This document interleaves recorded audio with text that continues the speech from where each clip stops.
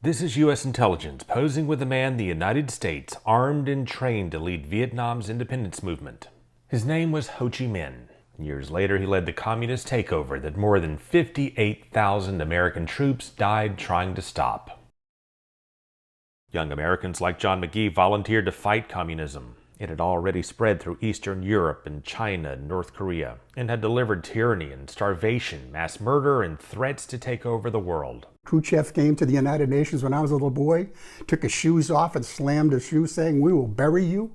As Ho Chi Minh embraced communism, took over North Vietnam, and marched south. Americans strongly supported sending troops to advise and support South Vietnam. 2/3 of the men who served in Vietnam were volunteers. And then it rapidly escalated when President Johnson claimed North Vietnam attacked U.S. forces in the Gulf of Tonkin on August 4th, 1964. By a number of hostile vessels attacking 2 U.S. destroyers with torpedoes. Didn't happen. There was no such attack that day. But like the false claims of weapons of mass destruction in Iraq, it drove a surge of Americans into war. And in Vietnam, volunteers were no longer enough. President Johnson reinstated the draft. Now I'm about like a little kid. I get on the bus and go to crying. James Little said he ate a bar of soap to try to flunk his physical. Swallowed the soap. It did not work. Dude say, see that trailway bus over there, man? You go in there and get a carton of that milk and get you a sandwich, and you get your butt on that bus. You know what we need. We need you. The Johnson administration told the public we were winning. This is a terrible thing we're getting ready to do. And in private said something very different. I don't think it's worth fighting for, and I don't think we can get out. And it's just the biggest damn mess. It is. It's an awful mess. China loaded the communists with AK-47s, while the U.S. gave our troops the M16, which was known to fail. It seems that the excessive firing through the 16 will cause it to jam after a certain period of time. And our government tracked success by kill ratios rather than taking land. For example, 72 Americans died and 372 were wounded capturing Hamburger Hill, which our military then abandoned for having, quote, no military value whatsoever. We weren't taking any ground and holding it. We were just looking for body counts, like they said. Plus, the South Vietnamese government we were fighting for was autocratic, rife with corruption, and constantly changing through a series of coups. It was hard to keep up with. Who are we protected now? Who's the people that are in charge? And in jungle guerrilla warfare, it can be hard to distinguish friends from enemies.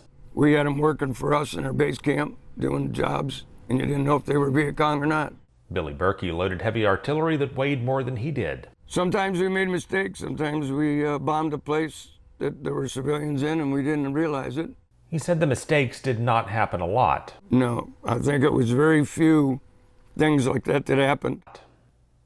But images like this one of a girl burned by napalm, and this one of a captured enemy being executed by our allies, and the growing number of Americans killed in action fired up the anti-war movement. And I think it got to a lot of the guys over there that were fighting and said, why are we here? And while the communist Tet offensive failed in battle, it succeeded in turning more Americans against the war. Like the more we kill them, the more they come back. How many firefights did you get in which you were greatly outnumbered? Every one of them.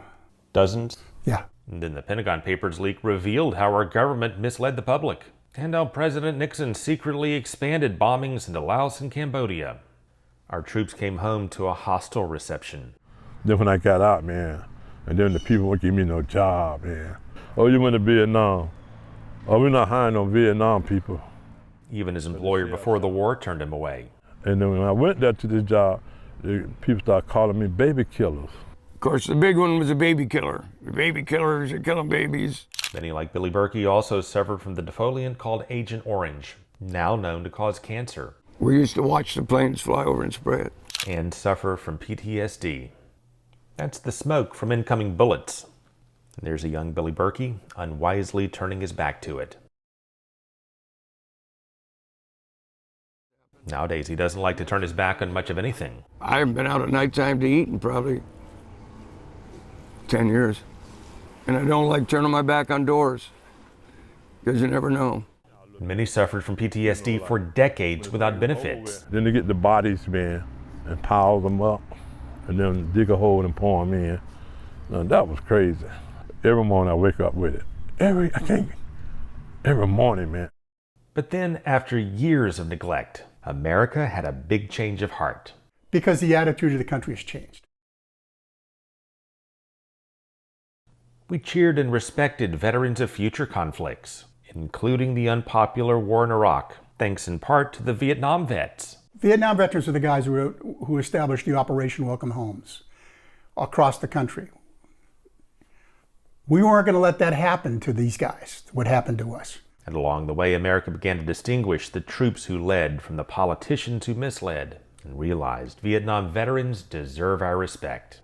When I wear my baseball caps that say Vietnam vet, people my age, 99% of them say, thanks for serving. I appreciate what you did. Because they're respecting the person, not what happened over there. It made me feel good, you know, being able to say, hey man, thank you for serving. Now that means a lot to me.